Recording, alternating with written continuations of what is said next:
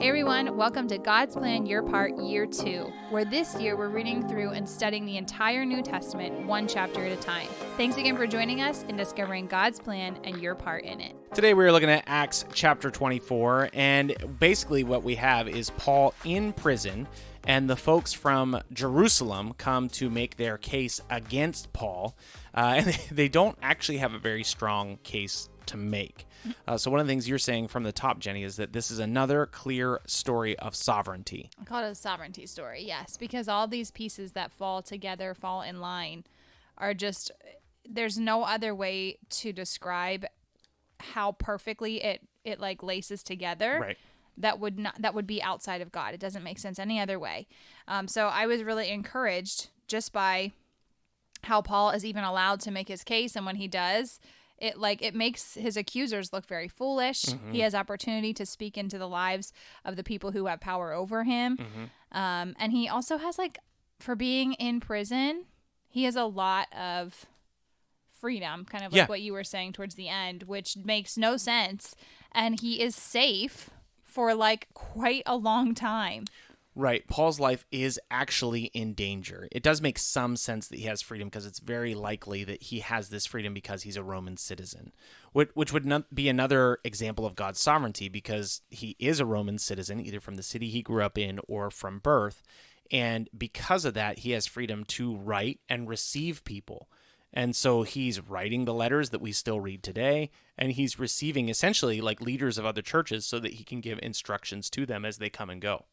Well, I think what's interesting is at the beginning of the chapter, Ananias, not the good one.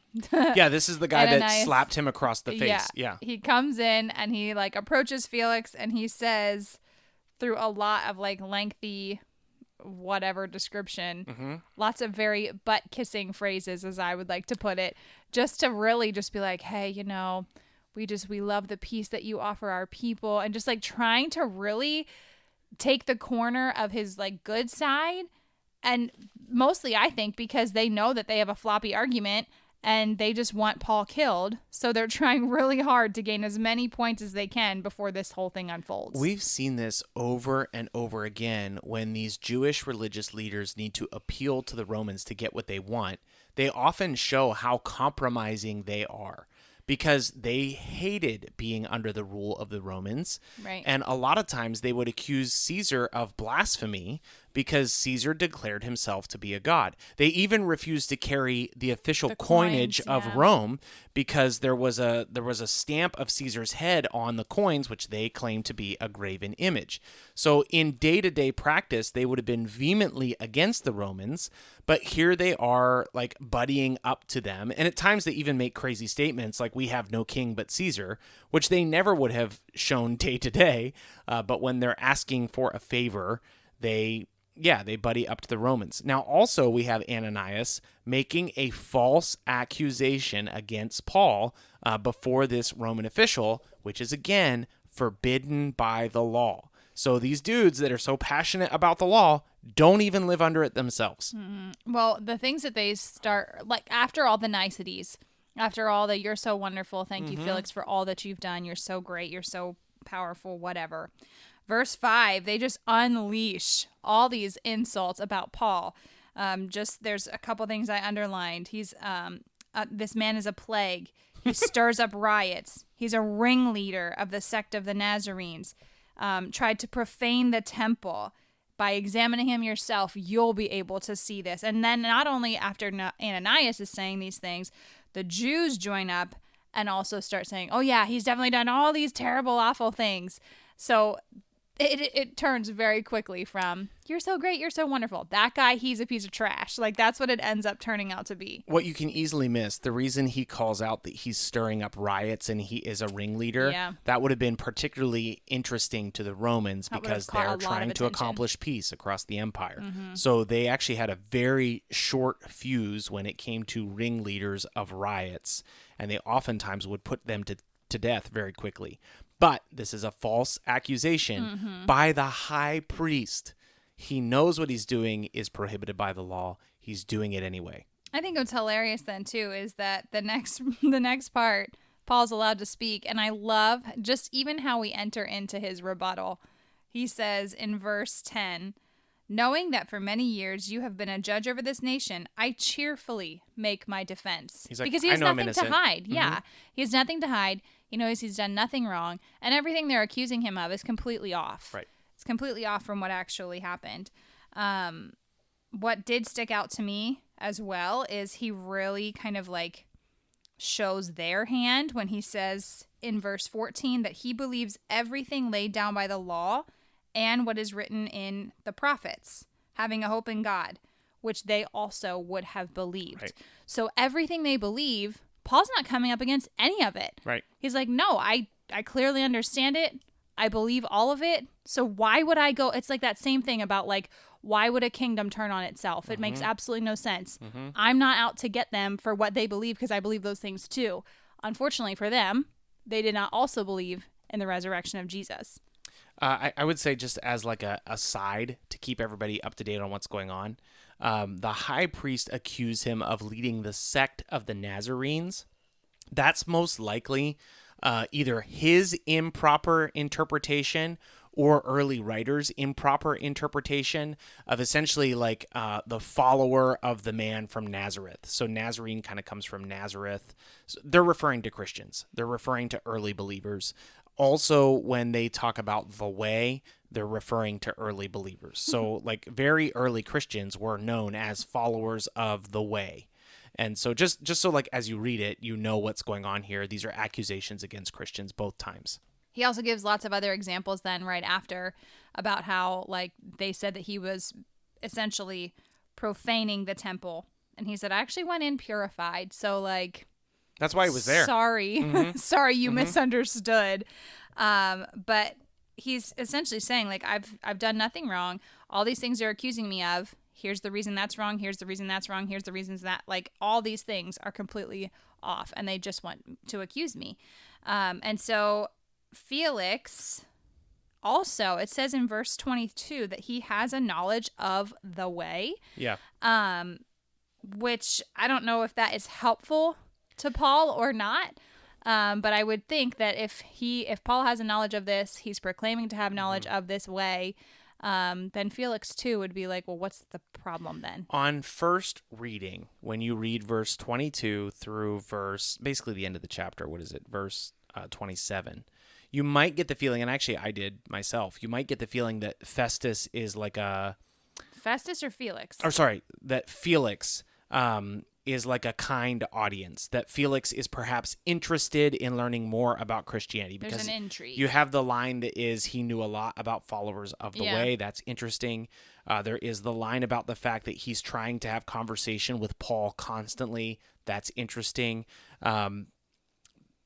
On first reading, it seems like, like maybe Paul's trying to witness to this guy, which I'm sure Paul is trying to witness to this guy. He does that with literally everybody. Everything, yeah. I'm not sure that Felix was actually like a soft receiving person. And the issue here is that Felix is married to Drusilla. Drusilla is specifically called out in the text. All I can think of is Cruella de Vil. It is quite a name, right? We're expecting a little girl. Maybe we should consider Drusilla as a name. Absolutely not. Drusilla is the daughter of Herod Agrippa I. So this is like no small thing that he's married to a relative of the Herods. Well, and actually, the only reason he's married to her, this is like bonus points, is because he essentially like, I don't know, has an affair or something with her, and she divorces her other husband to be with him as her husband now. So like, there's so much scandal behind this guy's not funny. So what is important about Herod Agrippa I, which is Drusilla's father, so this is Felix's father-in-law, is that he killed James in Acts 12. He is the one that brought James up on charges and had him executed and basically took joy in persecuting Christians and found that the crowds enjoyed this. And so he tried to do more of it, but God killed him essentially on the spot. I believe I think it's Acts 12, where like the people start to worship Herod and he's like, yeah, I'll take that. That would be awesome. So Drusilla is familiar with the way, and therefore Felix is familiar with the way with early Christians because her father went to great lengths to persecute them. Mm-hmm. So it's not very likely that they are actually interested in knowing more about Jesus or even interested in following Jesus. They're actually quite familiar with it because they have done a lot of persecuting followers of Jesus and killing followers of Jesus. Well, and what's crazy about this, I think this is another sovereignty piece, like peeking through here, is that although all of those pieces existed, although they probably, like, in most situations, knowing all of that, like, it's surprising that Paul wasn't the next one right away. Right. What's interesting is that Felix and his wife send for Paul for him to tell about his faith in Christ. And what's crazy is in verse 25, where it says, as he reasoned, meaning Felix, about righteousness and self-control and the coming judgment, he was alarmed and said, go away for the present. So there is this weird, like, inkling that he feels to want to hear about it.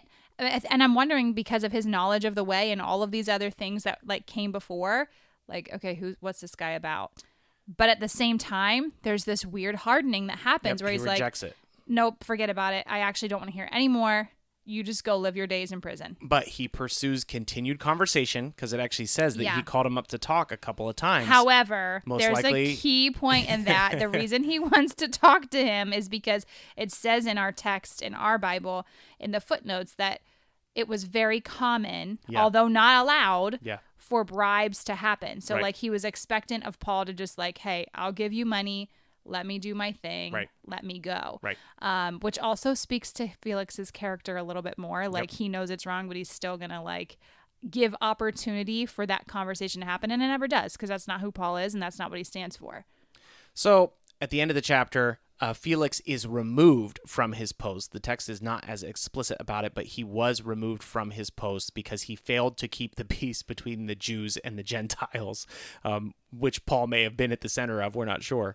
But he is removed from this post, and a new Roman leader comes in, Porcius Festus, and essentially Paul is in prison for 2 years at this point in Caesarea. He uses this to write letters, to receive people back and forth from churches, and really the church is strengthened and continues to grow because of what has happened to Paul in these situations, and we continue to be strengthened and we continue to grow because of Paul being caught in these situations. Well, it's kind of hilarious too, because verse 27 calls out how this was meant to be a way for Festus to appease the Jews by keeping him in prison. And what they don't know is, like, I kind of see this, like, in a weird, twisted way. This is like weird, I don't know, Paul gets a sabbatical and gets to sit around and write letters to the churches because his friends get to come visit him, take the letters to whoever. He's getting to, like, teach and mentor these men that are coming around him all of the time. Like, he's actually, like, very uninterrupted, very in tune with what the Spirit is telling him. He's very in tune with, like, all of the things that he's gone through, like a lot of self-reflection, I'm sure, and just, like, time to process all of that in order to like, edify the church while he's just sitting around. So I think it's very ironic, and I guess I use that lightly because it's just another example of God's sovereignty playing out through Paul's life. All right, so you oftentimes like to put me on the spot and say, what do you think that your part is for today? Ms. Jenica, what do you think that your part is for today? Oh, brother. Well, I guess, like, again, I just keep coming back to this sovereignty piece. Like, there are so many things that I feel like we have seen happen over and over again. And if you don't expect that God is working something out in your life, regardless of how the circumstance feels, you're, like, rejecting to, like, appreciate God's sovereignty through that situation. I know that is hard because there are some times where it's like, how in the world is God in this? But when you look back and you see how his workings were, like, so evident and so obvious, it's so, like, faith affirming, and it's so encouraging to know that we serve a God who can work even through the craziest of times. So I would say just reflect or even consider the things that you are going through and how God is sovereignly working his plan out through your life. Hey, just as a quick aside, we have become an official affiliate partner of Logos Bible Software. I'm very excited about it. Can you do the claps? I think that's so necessary it's right now. here. Oh, no, I can't. I never know how to make the clap work. Anyway, we are an official affiliate partner. It is the software that we use when we have tough questions. It is an incredible resource for becoming a serious student of the Bible. And we are thrilled to be able to recommend it to you. We definitely think if you want to dig more into the Bible, you should check it out. And we can offer a discount to you. We've been using this software, just to give a little plug. We've been using this for probably about 14 years at this point, between the two of us, through college, through just life, and specifically even with this podcast. It's so helpful to understand the Bible. It is awesome that we have this opportunity and we can extend a discount to you. It also helps to benefit the podcast. So there is a link in our description. We can offer you 10% off of base packages, and we can offer you 5 free digital book downloads. So it's a great offer to take advantage of. Click the link in our description to get started with Logos Bible software. And always, if you have any questions about it, I would love to help you out because I am a big believer of the program. So don't be afraid to take advantage of that. It's a great way to get a great Bible study tool and also support the podcast. We are very thankful for it. So link in the description. Go check it out. We'll be back again tomorrow. We'll see you then. Thanks for joining today's episode of God's Plan, Your Part. As always, please consider partnering with us, as we are a listener-supported podcast that we hope to continue to grow with support from listeners just like you. We've made it super easy to partner with us, and you can support us by following the link in our show notes or our description. You can support us with as little as $3 a month. Every little bit of this helps so much, and we're so thankful for your support. With that in mind, here's today's reading. Acts chapter 24. And after 5 days, the high priest Ananias came down with some elders and a spokesman, one Tertullus. They laid before the governor their case against Paul. And when he had been summoned, Tertullus began to accuse him, saying, "Since through you we enjoy much peace, and since by your foresight, most excellent Felix, reforms are being made for this nation, in every way and everywhere we accept with this all gratitude. But to detain you no further, I beg you in your kindness to hear us briefly. For we have found this man a plague, one who stirs up riots among all the Jews throughout the world, and is a ringleader of this sect of the Nazarenes. He even tried to profane the temple, but we seized him. By examining him yourself, you will be able to find out from him about everything of which we accuse him."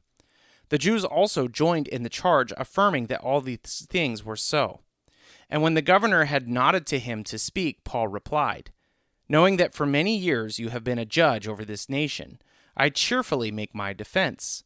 You can verify that it is not more than 12 days since I went up to worship in Jerusalem, and they did not find me disputing with anyone or stirring up a crowd, either in the temple or in the synagogues or in the city. Neither can they prove to you what they now bring up against me.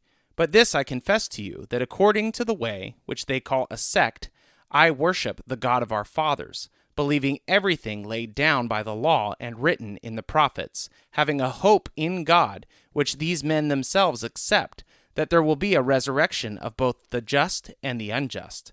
So I always take pains to have a clear conscience towards God and man. Now after several years I came to bring alms to my nation and to present offerings. While I was doing this, they found me purified in the temple without any crowd or tumult. But some Jews from Asia, they ought to be here before you to make an accusation, should they have anything against me, or else let these men themselves say what wrongdoing they found when I stood before the council. Other than this one thing, that I cried out while standing among them, it is with respect to the resurrection of the dead that I am on trial before you this day." But Felix, having a rather accurate knowledge of the way, put them off, saying, "When Lysias the tribune comes down, I will decide your case." Then he gave orders to the centurion that he should be kept in custody, but have some liberty, and that none of his friends should be prevented from attending to his needs. After some days, Felix came with his wife Drusilla, who was Jewish, and he sent for Paul and heard him speak about faith in Christ Jesus. And as he reasoned about righteousness and self-control in the coming judgment, Felix was alarmed and said, "Go away for the present. When I get an opportunity, I will summon you." At the same time, he hoped that money would be given him by Paul, so he sent for him and often conversed with him. When 2 years had elapsed, Felix was succeeded by Porcius Festus, and desiring to do the Jews a favor, Felix left Paul in prison. Thank you so much for listening to today's episode of God's Plan, Your Part. Don't forget, you can find us on just about every social media platform and YouTube.